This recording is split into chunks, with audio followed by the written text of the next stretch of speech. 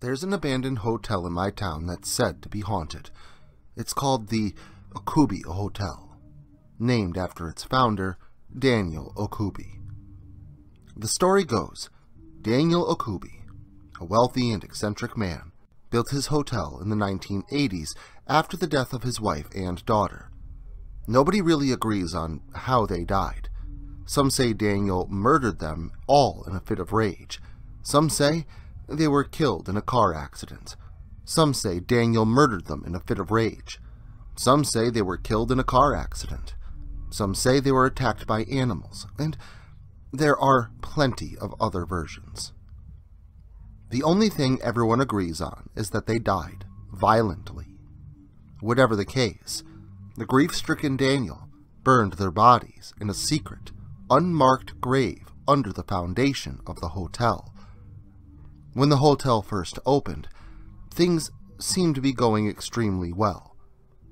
About a week after the hotel opened, a rotten smell started to become noticeable, and only would get worse as time went on.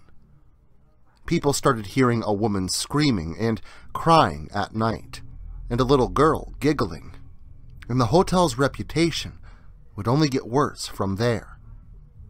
People started dying in the hotel, stabbed, bludgeoned, burned, mutilated, all sorts of gruesome deaths. They wouldn't be gone long, however, as people would swear to see their ghosts in the hotel. The hotel would close a year after it first opened, after Daniel Okubi himself died in his room in the hotel. The hotel, despite being abandoned, was never torn down, and plenty of stupid people have gone urbexing in the hotel at night. Most of them didn't come out. Of the few who did come out, most would supposedly end up physically or mentally scarred at best, and crippled beyond function at worst. Well, one day, when I was 14, my friends John, Jacob, Hannah, and I were all hanging out, kind of bored, with nothing to do. So, like the idiots we were, we decided to follow in the footsteps of the people before us and break into the Okubi Hotel. By this time, all the entrances to the hotel were locked and chained to avoid trespassers. Unfortunately for the authorities, they didn't consider the fact that someone might just break the windows, which is exactly what we did. We all climbed inside the broken window and looked around, shocked. The window was so dirty that you couldn't see anything through it. And once we got inside, we were able to see the hotel. Instead of looking dilapidated and worn like the outside and like we expected, it looked pristine and well kept. The smell of rot and decay, however, was immediate and all-consuming. It was the most intense thing I had ever smelled before. We decided to continue exploring. About 3 hours later, we'd explored just about everything in the Okubi Hotel, and nothing interesting had happened or been found. We left disappointed and decided to grab lunch. While we were eating, we were talking about how disappointed we were and how stupid it was. And then Jacob pointed something out to us. He pointed out that all the people in the stories went exploring at night, while we went at 11 a.m. John said with a grin, "Well, why don't we just try and stay the night, see if something interesting happens?" We all thought about it for a minute, and decided to do it. So we all split up, told our parents that we were staying at whoever's houses, grabbed walkie-talkies, and met up at 6, and went to our local Burger King. While there, we were all laughing and goofing off and having a good time, and Hannah made a fucked up joke about this maybe being our last meal. This brought us back to the Okubi Hotel, and sparked a debate about whether anything would happen. The debate turned into a bet between John and Jacob, and Hannah and I were staying out of it. After we were done eating, we made our way back to the hotel. When we got there and got back in the building, we immediately noticed something weird. Despite the window being open, we couldn't smell anything until we were in the hotel. But once we were in, the rotten smell was there, and it was even stronger than earlier. Still, we pressed on and decided to explore it again. About 20 minutes after we got in, we heard something that scared us. We heard a woman crying, and it sounded like it was really close to us. We panicked until Hannah noticed that Jacob was laughing his ass off. He had his phone in his hand and was playing a video.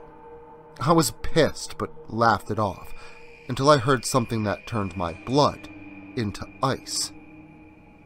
I heard a little girl laughing.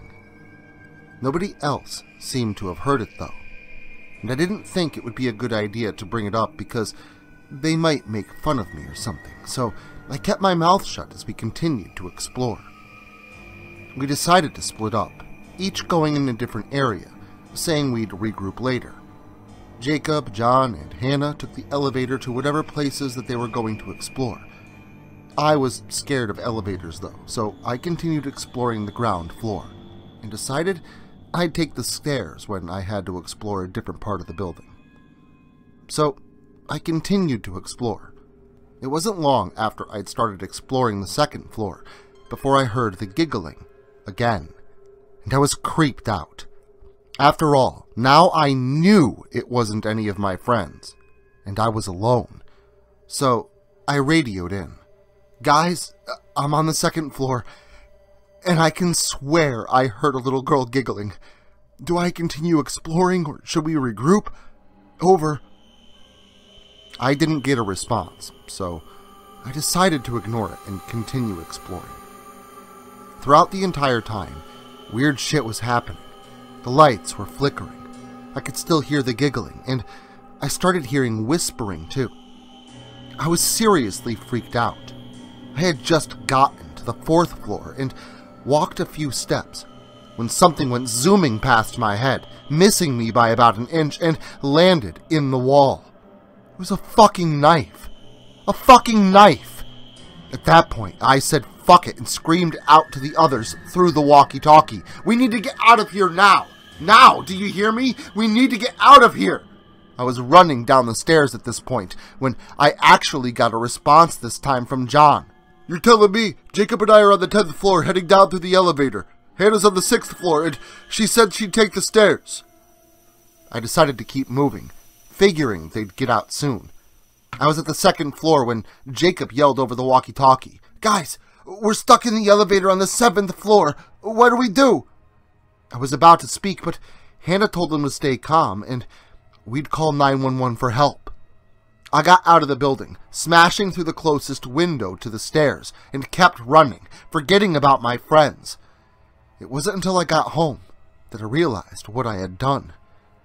I'd abandoned my friends. My phone had apparently been broken in the fall, and when my parents asked me why I was home, I lied and said that Hannah and I had gotten into a fight, and I left.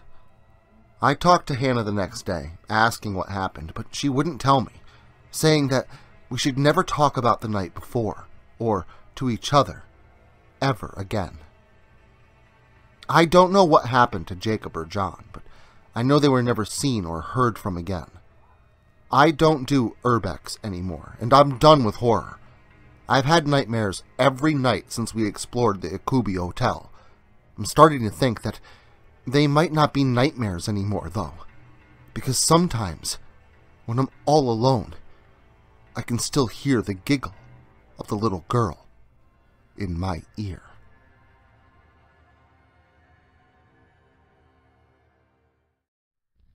Social media can be very unpredictable, especially regarding horror content. If this content gets removed, all new content will be simultaneously presented on various websites provided in the description to this video. Make sure to follow me in other digital spaces so that you never miss out on the terror. Also, If you like this video, make sure to leave a comment and hit the like button. It helps the channel a lot. If you're new to the channel and you enjoy what's here, consider hitting that subscribe button and the notification bell so that you never miss an upload. Writing is a dream of mine, and it's all of you that make that dream come true.